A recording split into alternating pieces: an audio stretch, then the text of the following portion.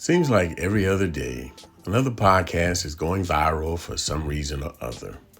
That includes these panel discussions and roundtable talks. If it's not one of the panelists saying something controversial, it's a guest being invited onto the platform who then goes on to say something outlandish.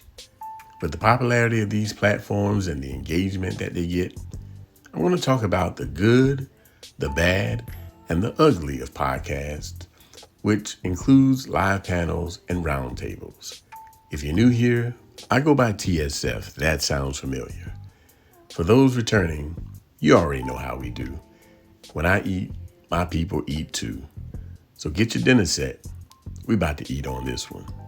If we think about it, podcasts really took off in 2020. COVID had everyone locked down and quarantined at home. Those who already had platforms really came up and grew their following.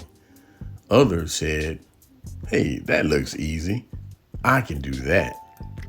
So they seized the opportunity to begin creating content.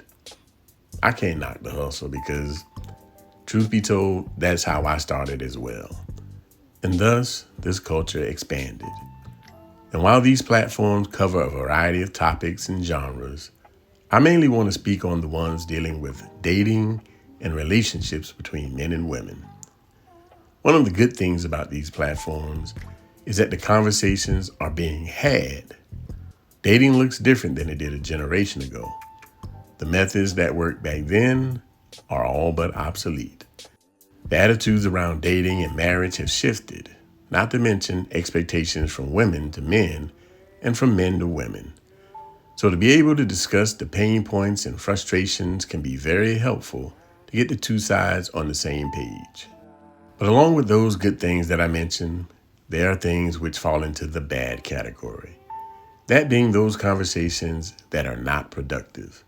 You know, the ones where they devolve into shouting matches with one or both sides retreating back to the comfort of their sealed echo chamber. This is also true of the panel-led discussions, especially those that are filmed live. It's the pandering from some of the panelists. It's the repeating of widely debunked talking points. It's the ones who are clearly fishing for that applause line that will send the live audience into a frenzy. It's also the disingenuous way in which some engage in the conversations. I try to be open-minded and not so rigid that I can't see beyond my own thinking.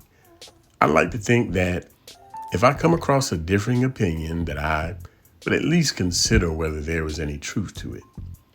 But because a lot of people have a need to be right all the time, it's seen as a weakness to admit that one is on the wrong side of an issue. But I'm here to tell you that it's okay to adjust your viewpoint when presented with different information. It's okay to say, you know what? I never thought of it like that. But what we often see is people doubling and tripling down on BS. They've already jumped out the window. It's middle fingers until I hit the ground. Another problem that I've always hated is that the conversations sometimes don't lend themselves to a panel setting. When expressing themselves, a lot of times, a panelist is cut off or interrupted in mid-sentence by someone else who wants to either give pushback or get their point heard at the time. And I'm sorry, but when two or more people are speaking into the mic at one time, the sound just washes out and neither of them get heard. These platforms could really benefit by having a good moderator who ensures they go one at a time and doesn't allow the other panelists to step on someone else's thought. Because what this does is it interrupts a person's train of thought to where they might not remember the point they were going to make. And this is probably even done on purpose sometimes. You also hear some making straw man arguments and introducing a red herring just to deflect from the main point of the topic. Many a conversation has taken a turn for the worse because a person's train of thought was derailed by someone interjecting and interrupting them as they spoke. Another problem that I have is when people look for faults with the content creators in order to invalidate their arguments. I shouldn't have to say this, but There's not a perfect man or woman walking this earth's surface. And so what we have is a bunch of imperfect people sharing what they believe in. In my view, the truth is the truth, no matter who you hear it from. But some people can't see past the messenger.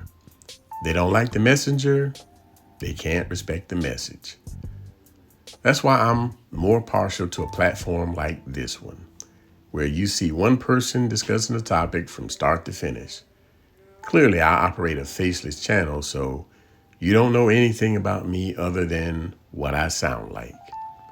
You don't have information on my age, relationship status, economic status, or anything that some people point out to discredit a person expressing an opinion.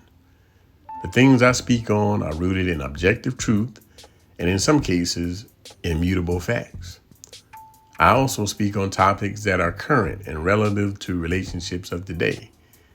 My aim is never to offend anyone, but at the same time, I don't shy away from the hard topics just because there's a level of discomfort around the discourse.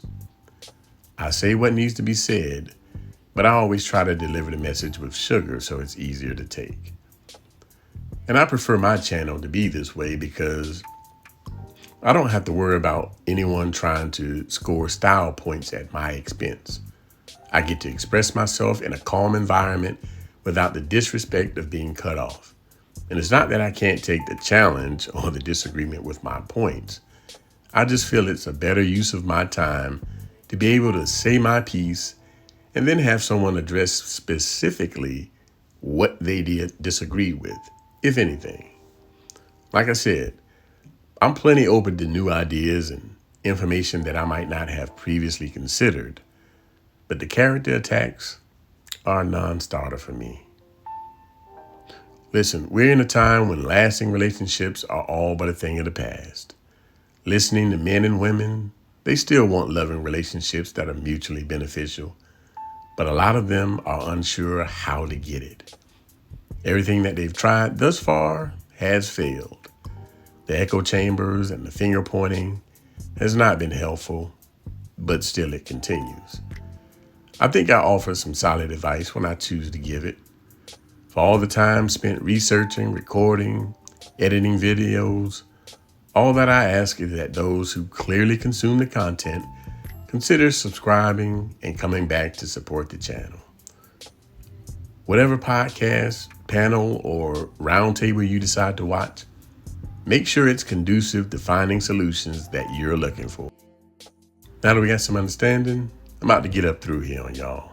If you got value from this video, hit the like button, subscribe to the channel, and watch one of these videos next.